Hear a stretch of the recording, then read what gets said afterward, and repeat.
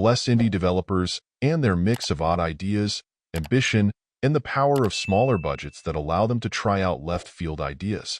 While certainly breaking all the rules has no guarantees of success, the consistent surprises we've seen over the last generation have demonstrated there are still new modes of play out there yet to be discovered.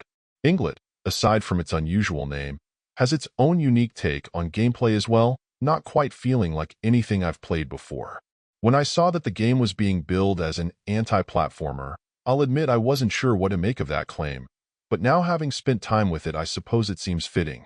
Similarly to how you'd play a traditional title in the action space, making various jumps with the intent to land on specific platforms, you will be leaping between things, but in this case you'll be landing in, rather than on them.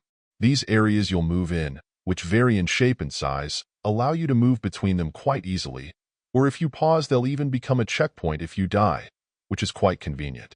Once you get introduced to that basic concept and get a feel for how to be effective, new rules will continue to be added consistently.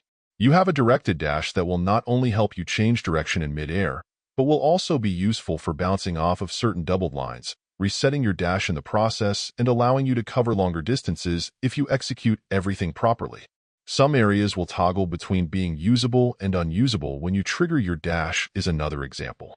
The part some people may find fun, or perhaps aggravating, is that beyond the early stages there isn't direct instruction on how to play, but there will instead tend to be visual cues that try to help you understand what you should do.